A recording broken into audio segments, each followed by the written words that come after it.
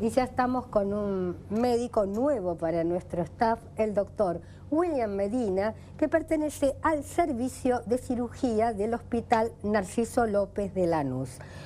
Con él vamos a hablar un tema que lo han pedido muchísimos hombres, no sé si se dará más en el hombre que en la mujer, como es el neumotórax. Bienvenido al programa. Muchas gracias, un placer estar con vos, Ana. Gracias a vos. Bueno. William, por ejemplo, ¿se da más en el hombre que en la mujer el neumotórax? Sí, efectivamente, es mucho más frecuente en el hombre que en la mujer. Prácticamente un 5-1, es bastante más frecuente. Bastante. Sí. Tiene una incidencia, mirá, también en jóvenes, hombres jóvenes entre 15 y 30 años, sobre todo un tipo especial de neumotórax, que es el neumotórax espontáneo, en el paciente en que no tiene una enfermedad pulmonar previa. Y por ejemplo, ¿es cierto esto de digamos, las características físicas que se dan en el hombre alto, delgado? Sí, generalmente si uno ve la fisionomía de los pacientes va a ver que en estos casos, en los neumotórax espontáneos, son chicos, jóvenes, flacos, delgados, lo que se define también como una característica marfanoide de los pacientes, por una que hace alusión a la enfermedad que tiene este tipo de fisionomía. Bien, tuvimos un expresidente con un neumotórax, el doctor de la Rúa. Así es.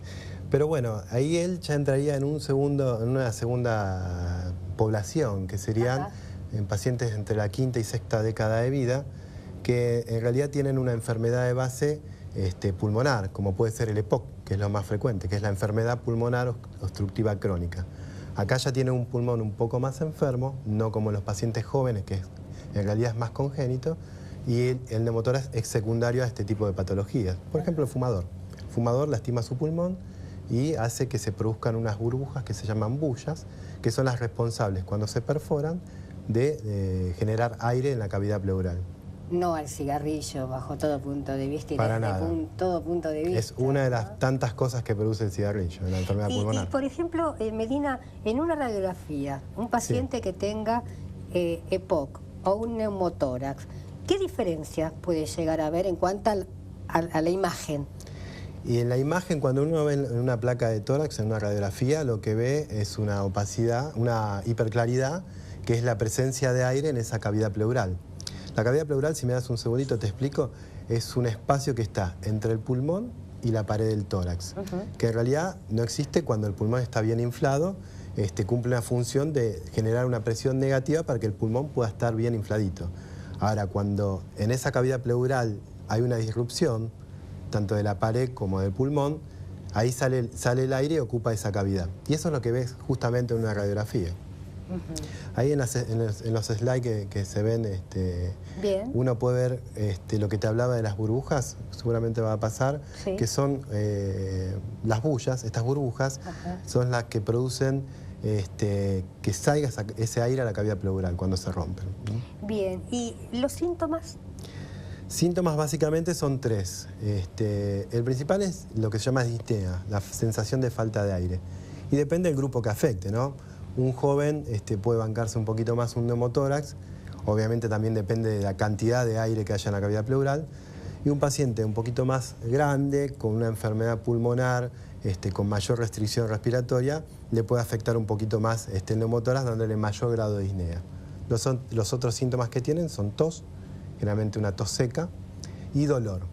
Todos de comienzo brusco. El paciente puede estar sentado. ¿Dolor en la zona? El dolor es en la parte lateral o posterior, para diferenciarlo un poco del dolor cardíaco. Del lado que se produjo el neumotórax, y es brusco, es de repente. Está sentado quizás mirando la tele y puede ser que le aparezca un neumotórax y empieza con estos síntomas. ¿El neumotórax va siempre a operación? No en todos los casos. En realidad los neumotórax muy chicos uno los puede tratar con reposo.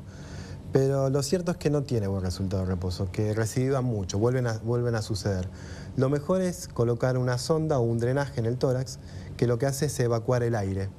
Este es el tratamiento indicado y lo primero que se hace. La cirugía, lo que se dice cirugía grande, digamos, del neumotórax, es la videotoracoscopía, que lo que hacemos es resecar esa porción del pulmón enfermo, justamente las bullas que te decía antes, que se deja para una segunda etapa, cuando ese neumotórax vuelva a suceder. Ujú. Y por ejemplo, ¿cómo es la calidad de vida de una persona que ha tenido ya un neumotórax? Es muy importante esa pregunta. Mira, la calidad de vida es el paciente operado de neumotórax que tuvo un buen resultado, vuelve a su vida habitual. No tiene ningún tipo de restricción de realizar las actividades que hizo durante toda su vida. Ajá. Eso es muy importante y los pacientes tienen miedo, ¿no? Después de tener un neumotórax, tienen miedo de que le vuelva a suceder. Como el infarto, tengo un infarto, puedo llegar a tener Sí, otro. que la realidad es que les puede volver a pasar. Sí. Es más, tienen más chances que le vuelva a pasar. Pero obviamente uno no puede dejar de hacer sus cosas habituales y tiene que desarrollar su vida normal. Quizás lo tuvo una vez y nunca más lo tenga. Bien, excelente charla, Medina.